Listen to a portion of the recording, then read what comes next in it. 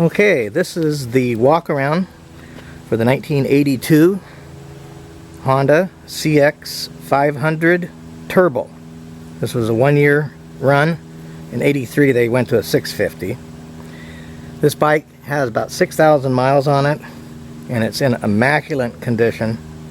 It's been in my museum for 16-17 years, and we just spent the last few weeks going through the whole thing, replacing all the fluids, cleaning the front and the rear brake calipers, and flushing all the fluid out, the coolant in the engine, oil and filter, and have got it in good running condition. There's also a video in the eBay auction of it running down the street, although I will say the tires on here are like 98%, but they're about 16 or 17 years old.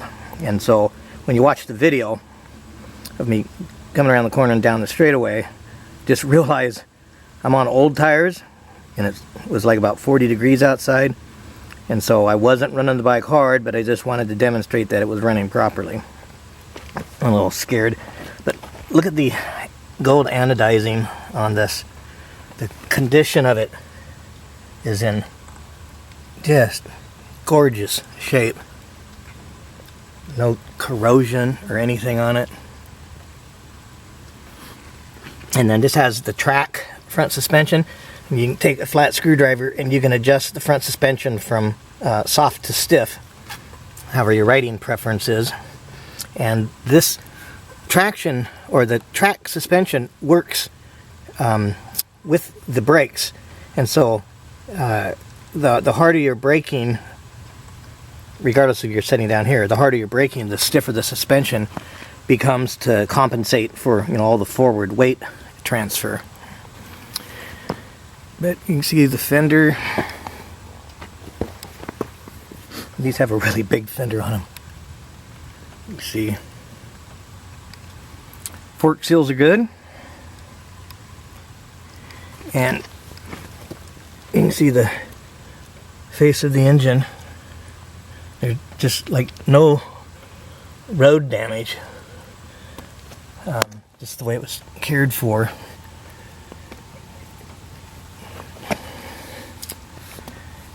And right now it's about 40 degrees or 38 degrees, so if you hear me, my teeth chattering, you'll know why. But we'll go and look at the fairing. Let's go from side to side so you can see the condition of it. And if you're not fully versed on these were actual fiberglass fairings. So they're all hand laid, and they're kind of a work of art. And good luck on trying to find any new ones. So when you see it like this, most people that are familiar with the bikes can really appreciate the beautiful condition that all the fairing material is in on this bike. As a matter of fact, I've had a couple people tell me that if I was to part the bike out, I could get more than what I could sell it for, just because these pieces here are unavailable. So they command a really high price.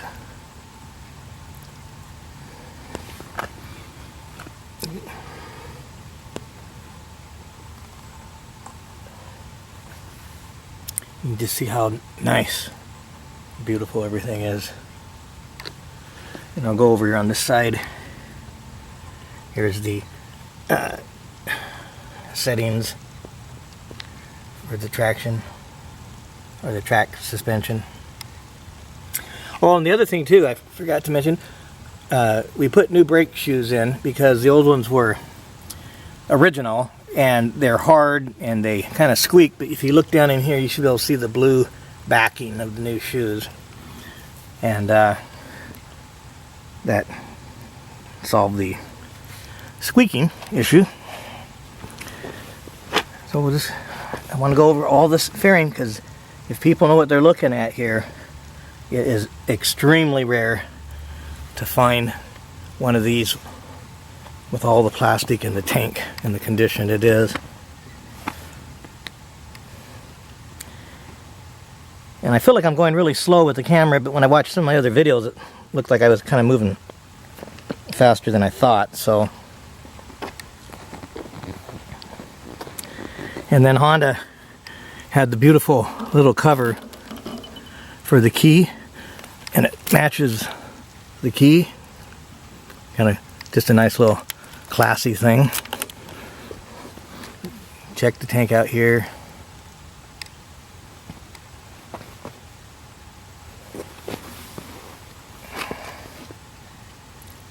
And again, the engine is just, it looks like it's just new. There's just no road damage, rocks or anything on it. You got the little Honda emblem on both sides of the engine. And I believe all of the labels are on the bike. Some are under the side covers. You have to look at the pictures. Oh, and the other thing too is, this is the only bike I've ever had that had locking side covers. So you have to use the ignition key to unlock both sides. Which is kind of cool.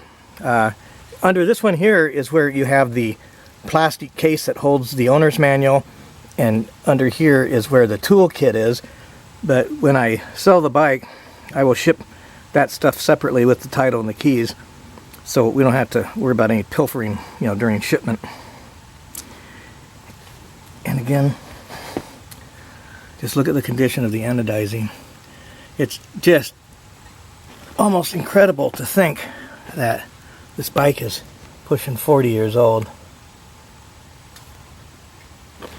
And the exhaust pipes are also damage free.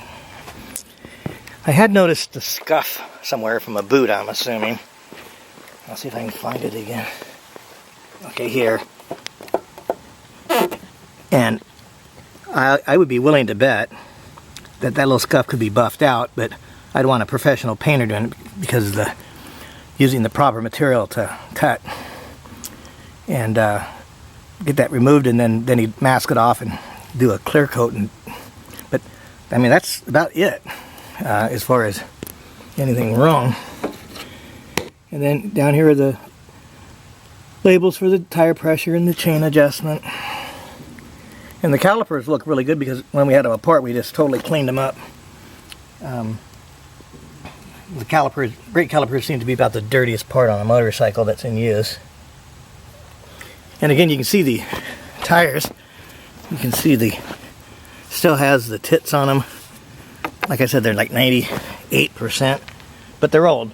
And so, if this is going to go into another museum, all you'd have to do is treat the gas, or I recommend, what I have in it now is non-ethanol premium, and treat the gas. So I'm going to do a startup now, show all the lights and stuff. So it's fuel injection, that's cool.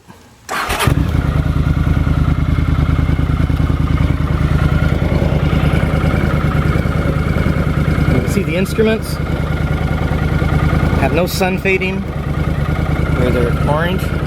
And this is 82, remember? And this thing has a digital clock on it, which was about as unique as having the fuel injection. And you can see the turbo there. Now, this works better when there's a load on the engine, but you can see the turbo kicks in. So we'll do, here's low beam, high beam, tail light,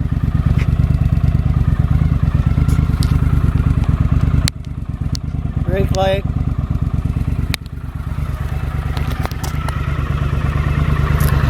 we got the front right turn signal, rear right turn signal, front left turn signal, and rear left turn signal. Works. Horn. So again, all the brake fluids have been replaced. The whole system is flushed out. The calipers were taken apart and cleaned because when it sits for, you know, the length of time that this one was, the fluid gets thick and somewhat crystally in the small regions. I'll rev it a little bit here.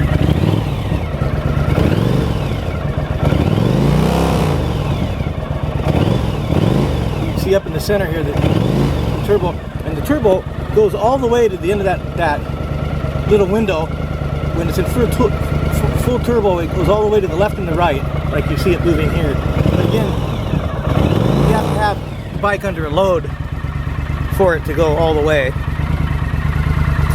So I have also taken about 3 times as many pictures as I could post on the eBay auction.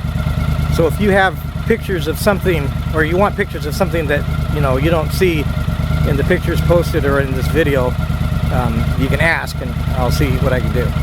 So there you go. Happy bidding.